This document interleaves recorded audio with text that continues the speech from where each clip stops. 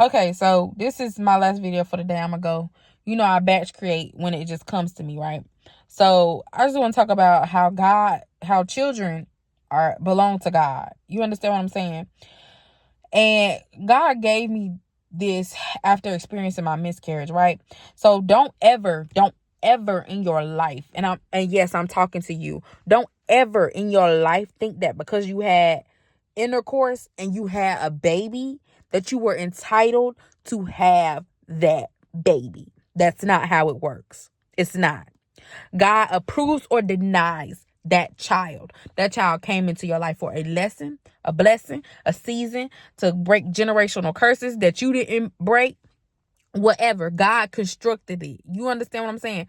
God, listen, you feel me? That's how it go. And I learned that through my miscarriage, because it was like, it's a lesson that I can't forget, that really burnt me in my brain. That it was like, I was pregnant with my son, and I lost him at 19 weeks. You know what I'm saying? Everybody like, oh, I'm sorry. But it felt natural. It was like I knew it was coming. It was like I just knew it was coming. You understand? Like I just knew, like, this is gonna happen. Like it just felt naturally, like. And also with your first pregnancy, you like, I'm pregnant, like, nah, I don't believe it until I see this baby. I don't believe it. You know what I'm saying? You just don't believe it. But at the same time, it was just like I just knew, like, he just wasn't gonna make it. He wasn't moving. It was just a whole bunch of different things. You understand what I'm saying? God didn't. I ain't gonna say he didn't approve it. He approved it to teach me a lesson, that you're not just having a baby because you had. You know what I'm saying? You're not just having a baby because of that. You having a baby because I approved it, because it's your time, because they needed to teach you something. Miscarriages, they teach you something. Timing is important. It's all kind of things that children can teach you, but you have to know that none of these children are ours to hold on to. You understand what I'm saying? We are here to teach them a lesson. Either you're here to afflict them, to make them stronger. You're here to whatever, because there's so many different ways that it can go raising a child, so many different ways it can go being a parent. You know what I'm saying? They, like I said, they can be here for so many different reasons, but don't hold on to them. There's so many people who, when they leave their when they get their kids, and they're like, oh well, I got my kids to live for, or oh, I don't need a man because I got my kids. Don't put that on your kids, because they still have their lives to live. You understand what I'm saying? They still are human. They came here for a purpose too. Just like you have a purpose, they have a purpose as well. And it's not to just be held, snuggled up under you. That's selfish. You're not pleasing God in that way. And he like, you holding on to your kids more than you holding on to me. And I don't like that. God is a jealous God, but he's jealous in really the most smartest ways. The things that you put above him, it's just like, why would you put something above your creator, the one who created you? Everybody else, and that's the thing, people are like, oh, my mama created me. What? Let me tell you something, baby. That's another thing. Yeah, you were born through her womb because God allowed it.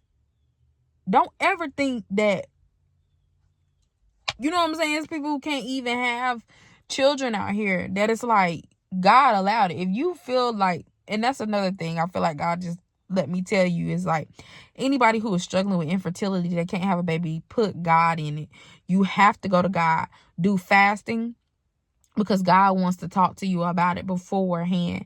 He wants to deal with you about it beforehand. You understand what I'm saying? You don't have to be perfect. You ain't got to have all your eggs together for you cross the road. It's when God says, because let me tell you, I was not even expecting to be, I don't even know.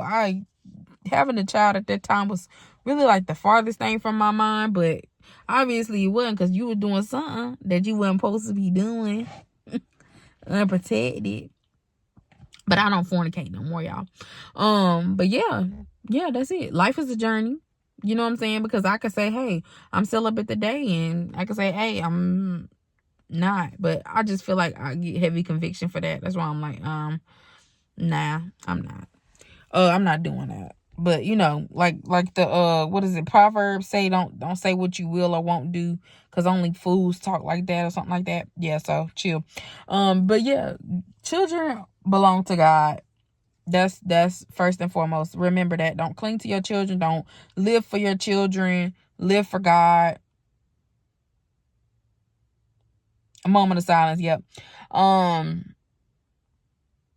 And don't sit here and say, oh, well, I don't need a date because I got my kids to put my all into. I love my kids. We all love our children, honey. We all do. Okay, we all love. But let me tell you something. God love his kids too. Okay. So raise them children. Do them right. Don't cling to them. Don't hold on to them. Let them live their life. You feel me? Let them walk in their purpose. And maybe you seen this video, maybe you clinging to them children too tight. And if you one of the people who be like, I don't need to date because I got my daughter, my son. He love me and I love him and I need him to take care of me and I'm going to take care of him. Baby, he got to go. He got to get out here and experience stuff, see what God got for him. So yeah. You get yourself back out there. Okay? Love you. See you in the next video.